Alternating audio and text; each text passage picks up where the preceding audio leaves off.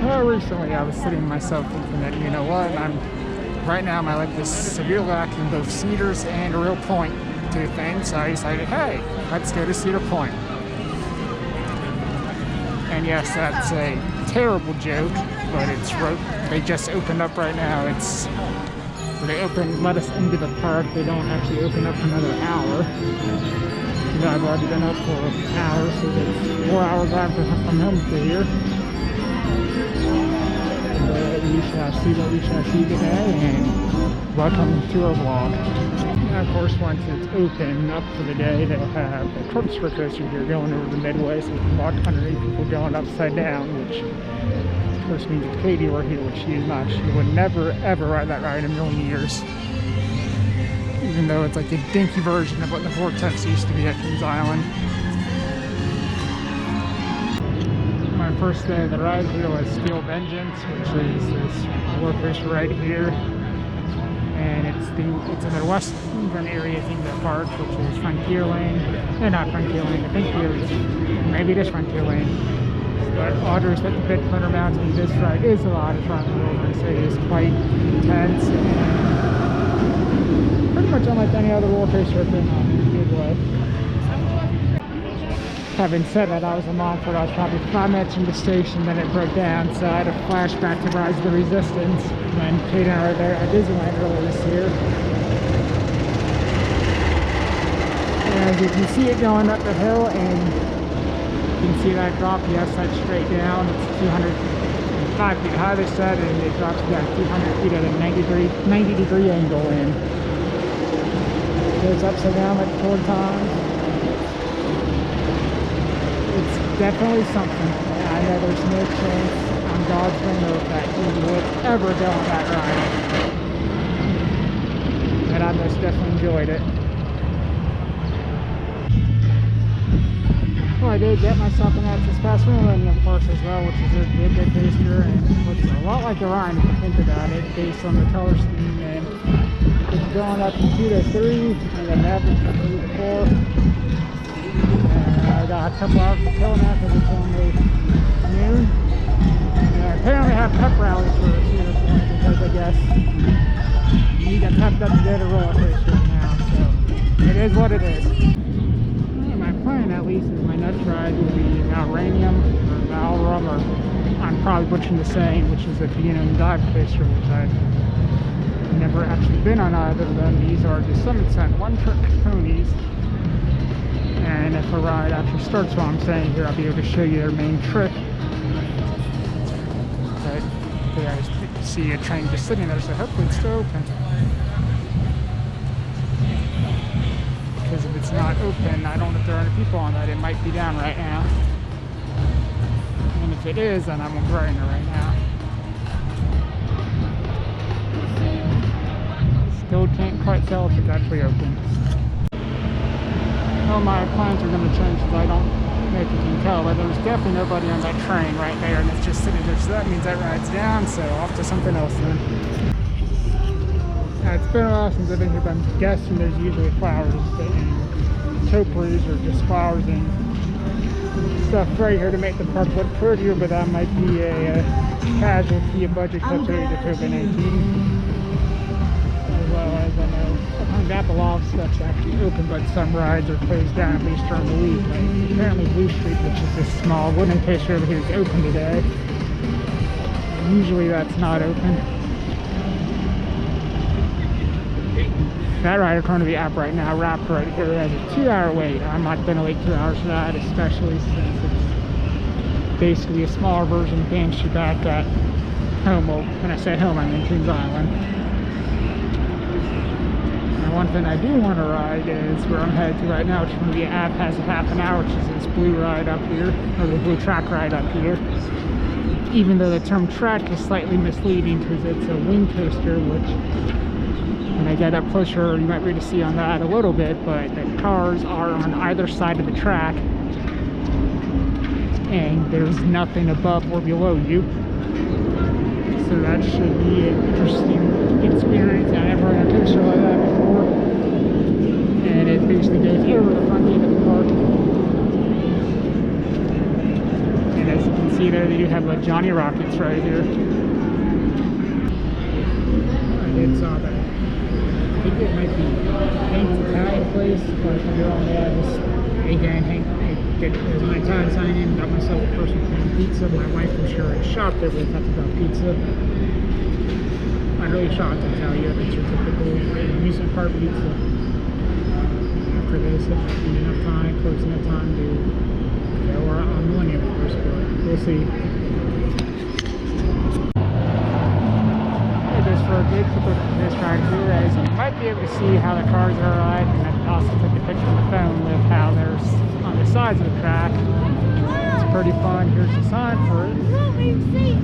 Now, for those of you who don't know, one thing that's really cool about Cedar Point, I think, is, and this is something that's definitely better about it than Kings Island, is it is on a peninsula, and I believe if I wanted to, I could access this beach right here, although don't quote me on that, but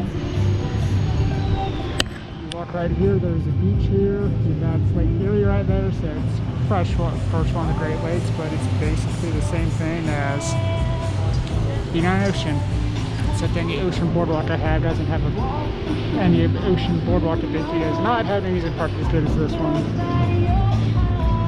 Alright, so right now it is about 1. I might do something for food here because the ticket I bought is a one-day admission plus a parking plus a meal, so I'll probably get something to eat. First, because I get a drink when I'm thirsty. Non-alcoholic drink, I'm not going to be drinking any alcohol on this little day trip, but I will be getting a pop. Even though they have Coke, so there's no Diet Pepsi for me, or not Diet Pepsi, Diet Mountain Dew, which is the only pop I typically drink, but maybe I could settle on a Sprite. And that's right, I won't be doing that. It's just like delirium at Kings Island, but those rides make me sick. Yeah, there will be no riding on that for me.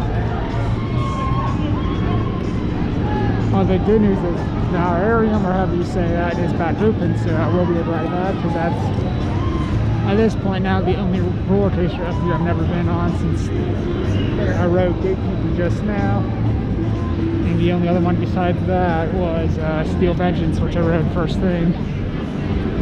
There are others I want to go on. Definitely, like at this point, I've already gotten, if I had a list of my must-dos, I've already done a couple of them, but the others would be Aquarium still, Millennium Force. I want to say Top Thrill Dragster is down. I haven't seen it run at all. And even if it's not, I don't have any fast passes. That's right. That is one ride I'll go on it, but it scares me. For, in my opinion, it's the second scariest ride here. Is Top Thrill Dragster behind only the Ferris wheel. Because I'm not fond of Ferris wheels. I do go on them, but I'm not fond of them. Went on the one at California Adventure for Katie. That was not something I wanted to do. But went on for Katie. Alright, and I'll check back in with you once I get lunch or I'm in line for something else. Alright, well, I'll have to come back. This maybe the third time will be the charm for Valerium, or however I say it, because the app says a 20-minute wait. I've been waiting in line for 40 minutes already, and I was only roughly halfway through, which meant I would have missed, if I stayed in line, I would have missed the access pass for Millennium Force. And I don't really want to miss riding that ride, so maybe later on in the day I will die down some crowd-wise. And if not, I can suck it up later on in the day. Millennium Force is their Giga Coaster here, which is for those of you who are laymen. When it comes to roller coasters, roller coasters over 300 feet, and below 400 feet, just like Orion at Kings Island, and there's a few others besides this one in Orion. This was the first one. It opened up in 2000, hence the name Millennium Force. And it is a lot of fun, though like Kings Island and Orion right now. Disneyland and Rise of Resistance, you have to have access passes here, is what they call it at Disneyland. Their boarding groups are going to issue more through 30. That's the line for the access passes. I got one earlier this morning, waiting for 2 to 3, and I just got off it. They also do that here with 3 other rides: Top Thrill Dragster, Maverick, and Steel Vengeance. I did Steel Vengeance this morning, and I'm about to go to Maverick. And I'll catch back in the field later. Alright, Maverick was a lot of fun. Even though I forgot how that first day felt like it was more than 90 degrees, and I don't think it actually was. Right on the lake, it's up with the water view, so I like that. And if you've seen the city I live at, we have a lake right behind us. Nowhere near this lake over here. We do have a pond found in our backyard, right out our back door, so I always love water views. Like I said, that waited in line for about an hour for this ride, and that's a bit of a wait on that's been about par for course today.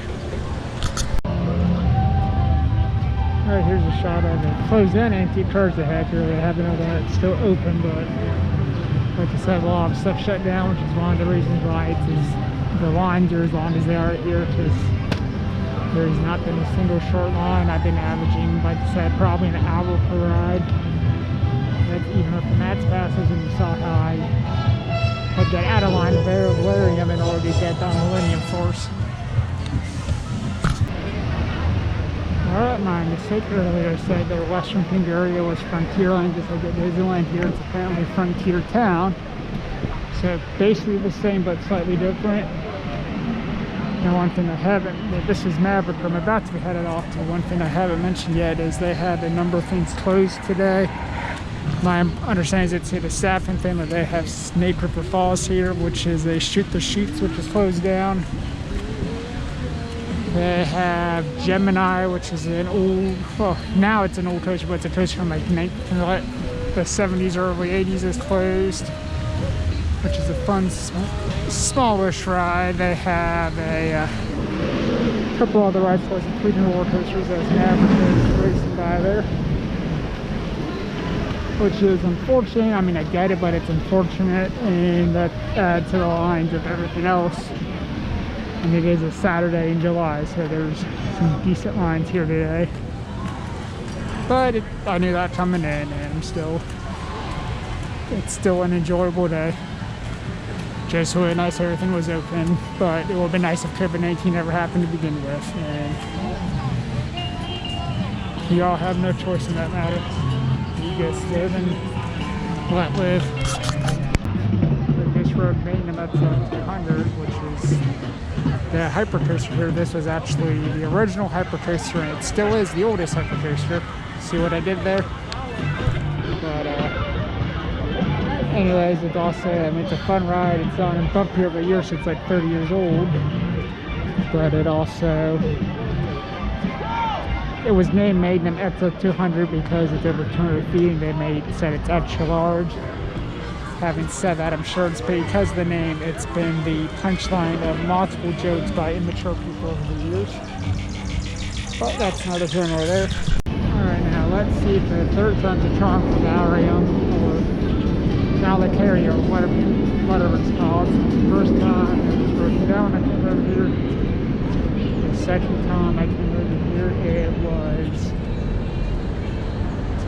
an incredibly long line, and I did off to make sure I don't miss my access passion. Maybe the third time's a charm.